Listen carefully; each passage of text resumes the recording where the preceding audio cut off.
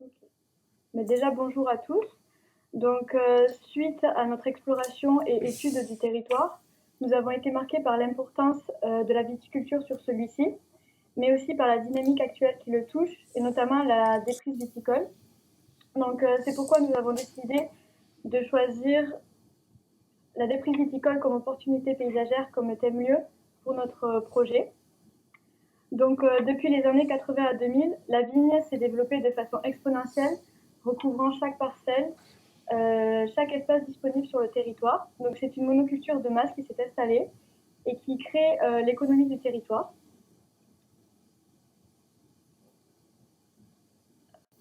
Cependant, suite à cette expansion, ça n'est suivi une déprise viticole sur le territoire qui ne cesse d'augmenter. Donc, cette déprise peut s'expliquer par plusieurs facteurs. Donc, tout d'abord, l'appauvrissement et la destruction des sols, donc, qui sont provoqués par la monoculture et l'usage de produits phytosanitaires, mais aussi la crise viticole, donc apparue suite à la chute libre de la vente de vin, mais aussi par la pratique viticole qui est vieillissante et qui ne trouve pas de repreneur. De plus, le succès de la vigne était tel que certaines se sont implantées dans des milieux écologiques inadéquats, notamment les fonds de vallon, donc qui sont des milieux très humides et inadaptés à la culture de la vigne. Et donc, une fois la vigne arrachée, la friche passe par plusieurs stades évolutifs. Donc, de la strate herbacée à la strate arborée, en passant par la strate arbustive. Donc, cette évolution se fait grâce aux plantes pionnières. Et selon si la vigne est arrachée ou non, la situation paysagère diffère, notamment par les foyers de maladies qui sont créés. Donc, cette déprise apporte divers enjeux pour ce territoire en transition. Donc, tout d'abord, on retrouve l'enjeu de l'abandon.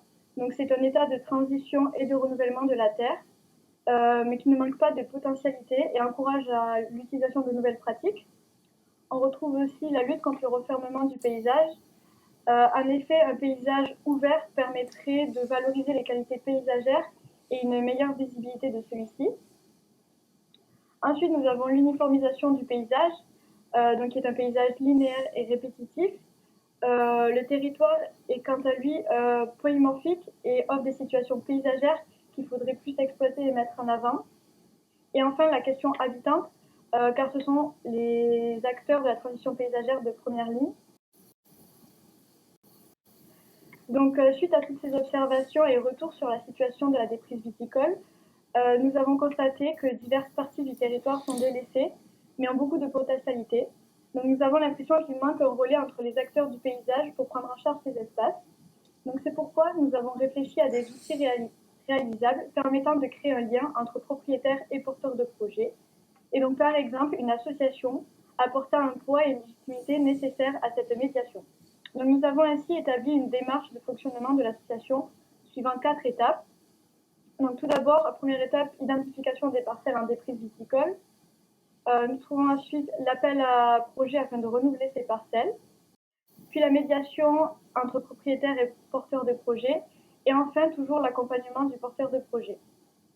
Donc, on a ensuite imaginé un exemple de charte associative qui permettrait de donner un cadre, les idéaux et le fonctionnement de l'association pour que les étapes de médiation se déroulent au mieux.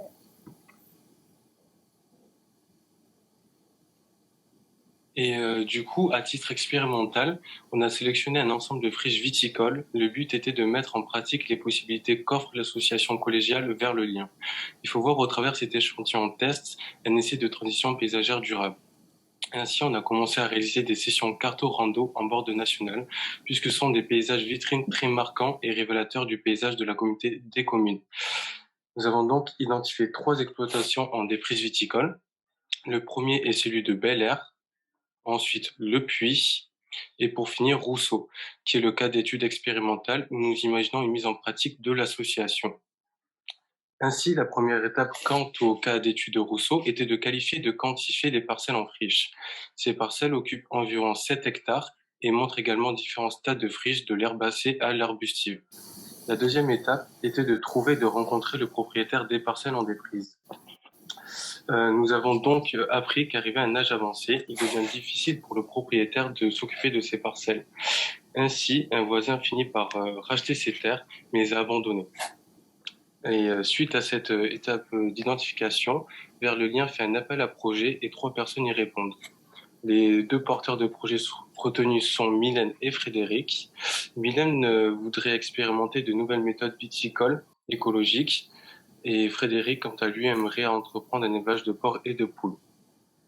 L'association propose donc à ces porteurs de projets 2 solutions. Cependant, le choix retenu par ces derniers est le jumelage de leurs pratiques agricoles.